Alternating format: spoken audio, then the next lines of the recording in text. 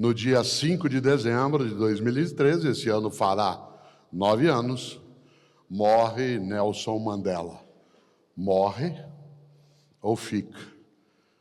Morre aquilo que é apenas o corpo de Nelson Mandela. A obra, o legado, a herança, o exemplo, em nós permanece. 18 de julho de 2022 é o Dia Internacional Nelson Mandela, estabelecido pela Organização das Nações Unidas, para que cada pessoa e todas as pessoas não deixemos de ter um exemplo do que significa a esperança viva, o fazer o seu melhor naquela condição que tinha e não desistir.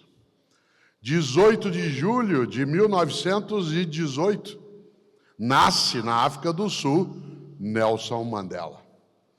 Um homem que tem uma exemplaridade na vida e que tem um legado estupendo.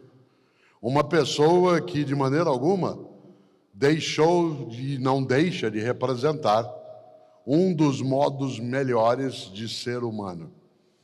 18 de julho de 1918, nasce uma pessoa que, sendo de uma família um pouco mais protegida, pertencendo um pouco na sua comunidade de origem àquilo que seria entendido como a liderança política, vive na África do Sul, se forma em direito, se torna um advogado, mas, jovem ainda, decide que ele não vai apenas passar pela vida, que ela vai ter quando ele deixar de estar. Como deixou de estar presencialmente em 2013, essa vida vai tê-lo como marca, como um sinal, como uma trajetória de alguém que foi capaz, sim, de fazer o seu melhor na condição que tinha. Esse homem, ainda jovem, porque não admitia a ideia de que pessoas são diferentes por conta da cor da pele, da religião que praticam, da escolaridade que têm, do lugar de onde vieram.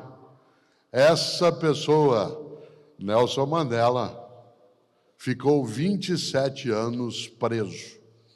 Não ficou uma semana preso, 2, 10. Ficou 27 anos preso e não desistiu. Nelson Mandela, desses 27 anos preso, numa cela que tinha 5 metros quadrados.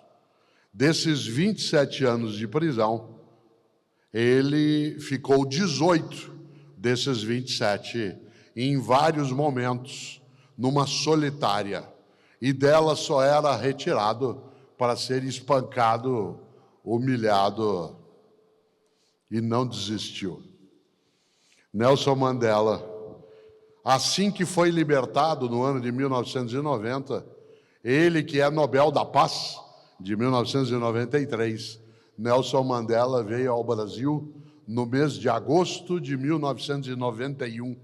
Ele estava com um pouco mais de um ano de sua libertação. E no mês de agosto de 1991, eu fui privilegiado por uma circunstância. Eu era secretário de Educação da cidade de São Paulo. E como ele, vindo a São Paulo, veio visitar também a prefeitura da cidade, eu tive, claro, o privilégio de, como um dos secretários, de poder encontrar Nelson Mandela. E eu conto isso todas as vezes que posso. Ao parar naquela frente daquele homem de 1,90 m, alto, digno, cabelos brancos, bonito, ereto. Quando eu apertei a mão do Nelson Mandela, as minhas pernas bambearam. Porque eu não estava apertando a mão do homem, eu estava apertando a mão da esperança. E não é sempre que a gente aperta a mão da esperança. Eu estava apertando a mão de uma pessoa que deixaria, como deixou, um legado, um ensinamento, uma capacidade de não se diminuir e também não desejar crescer abaixando outras pessoas. Nelson Mandela, 18 de julho de 1918. 104 anos. Quando o corpo dele pereceu, em 2013, se poderia dizer de modo equivocado, e isso que eu vou dizer não tem a ver com religião. Religião é uma decisão de cada pessoa, se tem ou adota. Estou falando como obra. Ele pereceu? Não. Continue em nós a ideia de uma pessoa digna, que tem um legado, que ensinou, repartiu, deu uma das maiores lições da história, quando um dia disse que ninguém nasce preconceituoso, ninguém nasce querendo recusar outra pessoa por causa da cor da pele. As pessoas, disse ele, nascem com a intenção do encontro, do afeto, da proximidade. Mas pouco a pouco, podem sim, ou serem ensinadas de modo ruim, ou aprenderem na convivência, por conveniência, a diminuir outras pessoas. Por isso, quando a gente imagina o que é mediocridade, a gente tem em Nelson Mandela um exemplo exatamente inverso. Nunca medíocre. Jamais ele foi unanimidade. Há várias histórias na trajetória dele que são controversas. Nenhum e nenhuma de nós é imune a essa situação, mas há algo decisivo. Mandela fez o melhor na condição que ele tinha. Afinal, ele seria medíocre se tivesse cedido a uma tentação que talvez eu cedesse. Talvez você cedesse. Talvez quase todas e todos cedêssemos, e algumas pessoas aqui não. Porque 27 anos preso, sofrendo, humilhado, espancado, em nome de uma ideia coletiva de que as pessoas não são diferentes por causa da cor da pele. Quando ele estava 10 anos preso, chegaram para ele e disseram: Nelson, assina o documento, reconhece a diferença. Para quê? E ele não desistiu. Nelson, faz 18 anos que você está nessa cadeia. Para quê? Deixa. A vida é assim, uma hora acaba isso, o apartheid. Ele não desistiu. Nelson, faz 25 anos que você está preso, numa cela de 2 metros por 2,40. Você não consegue se mexer direito.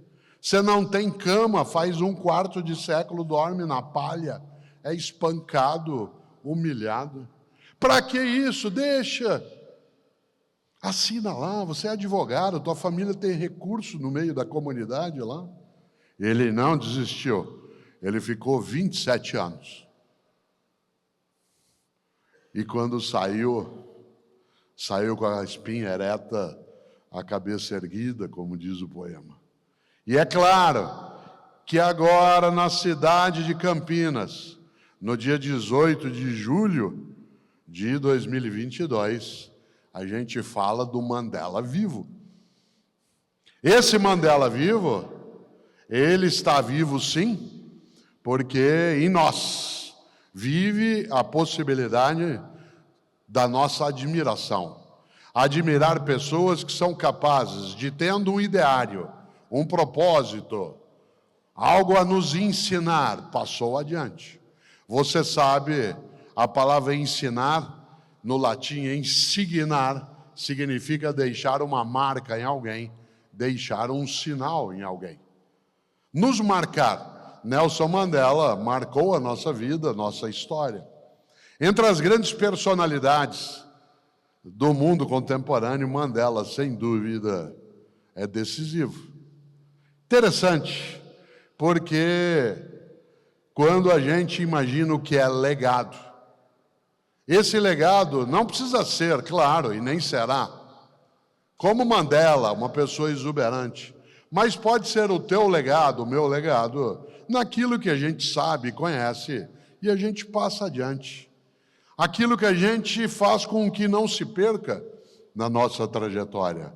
Ensinar online é a mesma coisa que ensinar em sala de aula presencialmente? Você sabe que não, né? Com o advento e o acesso em larga escala à internet, a tecnologia nos possibilitou instantaneidade, simultaneidade, conectividade, mobilidade. Esses fatores alteraram toda a dinâmica do trabalho e das relações de ensino e aprendizagem. Mudou o território, né? A geografia deixou de ser uma barreira para vários tipos de atividade. A tecnologia é uma ferramenta poderosa que nos ajuda muito. Ela viabiliza uma maior amplitude de acesso. Porém, a internet é diferente de uma sala de aula presencial.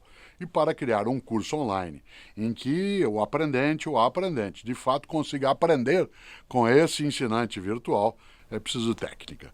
E é sobre a técnica de criar um método de ensino online que vamos falar durante a oficina do curso online. E você está convidada, você está convidado a participar.